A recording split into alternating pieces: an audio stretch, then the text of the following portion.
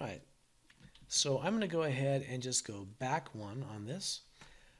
So this is the standard brush. It's literally what it says. It's a standard brush, all right? So you can scale it up and you can scale it down. Now, by the way, how do you get to your draw size? A couple different ways. Up here, right up here, you have draw size. So I can scale it up and scale it down, okay? I can also hit the S key and I can scale it up and scale it down that way. I prefer the more interactive method because when I'm sculpting and I'm doing a lot of things, I don't have the time to do those.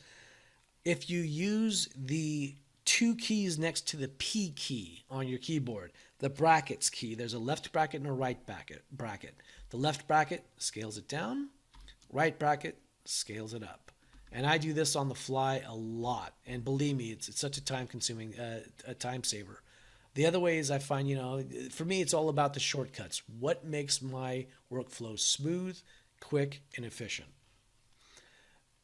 If you click, just left click and let go, there are, well, as you can see, quite a number of brushes. Tons of brushes, actually. Most of them are pretty useful, especially in a workflow pipeline for production. I'll tell you, a lot of them have come in handy. All right.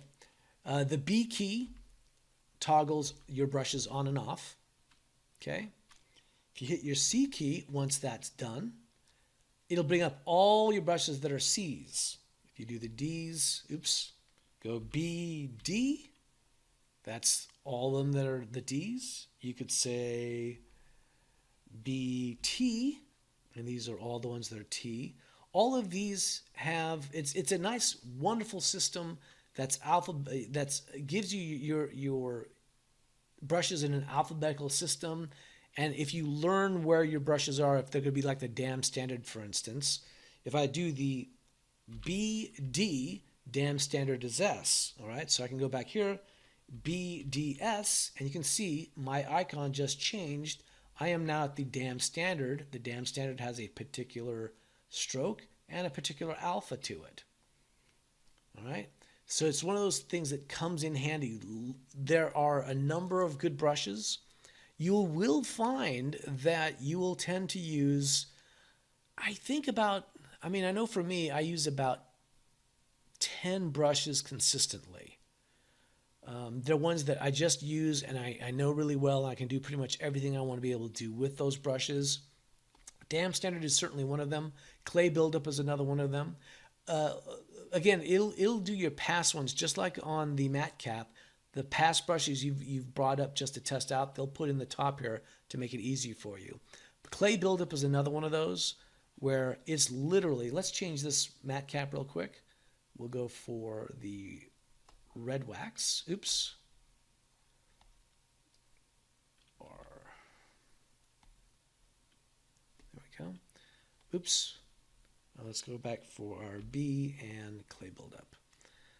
Okay, so as you can see, this clay buildup, it's literally building up your model.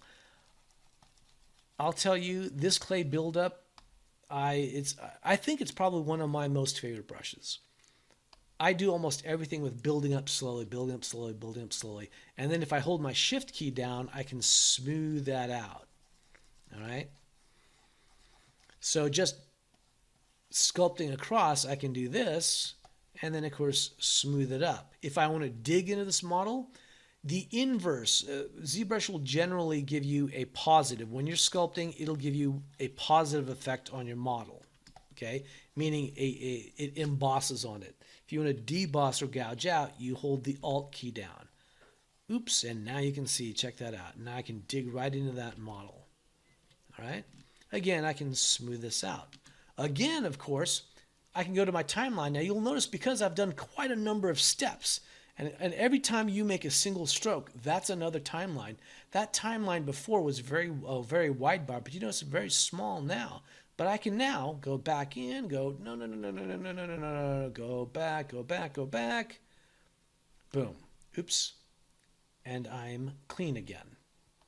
All right? Again, timeline comes in so handy. You'll love it. You'll love it. All right, one of the other things, of course, that I use a lot, and I'm sure you guys do too, is symmetry. All right, so you can see I now have two red dots on this model. That means when I sculpt on one side, I'm now sculpting on the other. How did I do that? Oops, and that says this current active undo history is not the latest one. Yes, I get it. And remember, we've got, if you look up here, our timeline has all these steps in it, and it's basically saying, are you sure you want to make this your new timeline? And I'm saying, yes, I do. Boom. See, now we now have no other steps that we did because this is our new timeline. All right. I just hit the X key. Okay.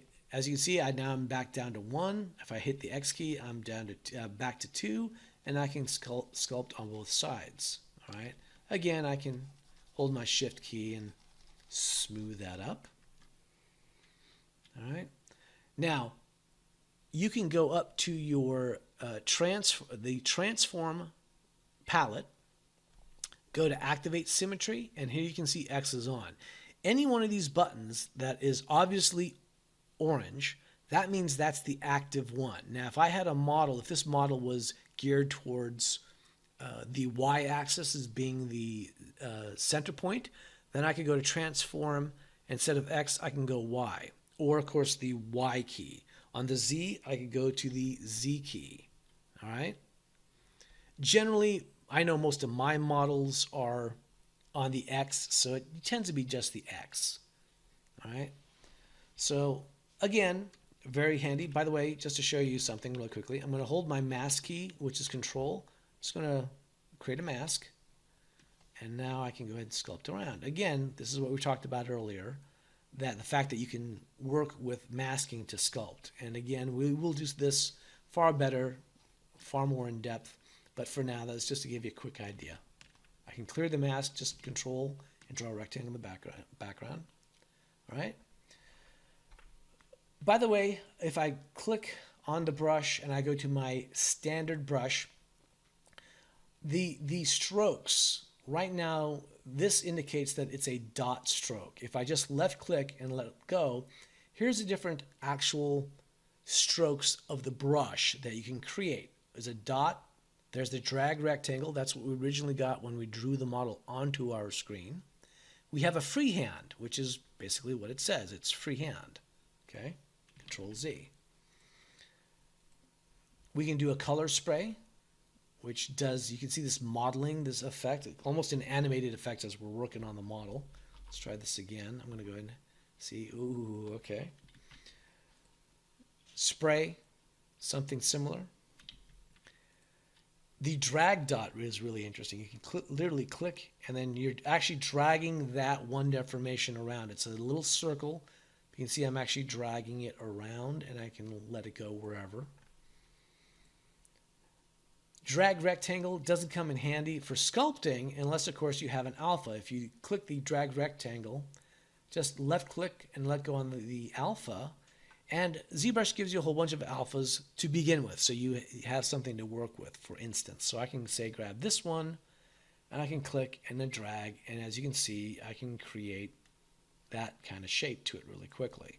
Click and drag,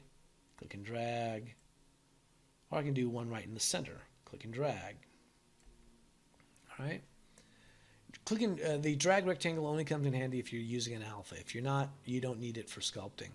I don't generally sculpt with dots on either. Freehand is the brush to use when you're sculpting. Okay, you don't need an alpha. It is the brush to use, but one of the things that ZBrush has as a default is if you go up to the stroke menu right here, mouse average and lazy mouse. All right, so what is that? Okay, so if let's go back. I'm going to create a nice, go back and just clean off our model. All right, so this has a lazy mouse on it. There's a bit of a drag as I'm working on this. I don't know if you guys can see it, but it's a bit of a drag. There's a bit of a slowdown. So I go to my stroke and I go to lazy mouse. Oh, I forgot I turned that off. Sorry. That's what it should have been. There you go. Oh, there it is. Yes, you can see it now. See that red line back there? that red line is what's the lazy mouse. It allows you to kind of control the drag. If you want to do something of a straight line or you want a clear line, you can use the lazy mouse, but there's a bit of staccato to it. As you're drawing, you can actually feel it. There's a bit of a drag. So I tend to go to the stroke. I turn off the lazy mouse, and then, oh yeah, that's it. Sorry, I should have had that on to begin with, just so you know. The standard issue is you will have lazy mouse on. As soon as you're using your freehand, lazy mouse is on. Please go up to stroke, turn that lazy mouse off. I hate it. I rarely use the lazy mouse for anything, and it drags. Also, this mouse average, it's for how smooth your stroke is as you're working on the model. Always click this average and drag it all the way to the right. Make sure it's a 15 because you want this to be, oh yeah, there you go, as nice and smooth as possible. Okay? It's one of those things. There are a couple little rules when you're going to use ZBrush that it's easier just to start right off the bat. If you're going to sculpt or whatever, go to your freehand, go to stroke, click your mouse average all the way up, go to the lazy mouse, and click that off. Okay? You're going to want that. Trust me, it comes in handy.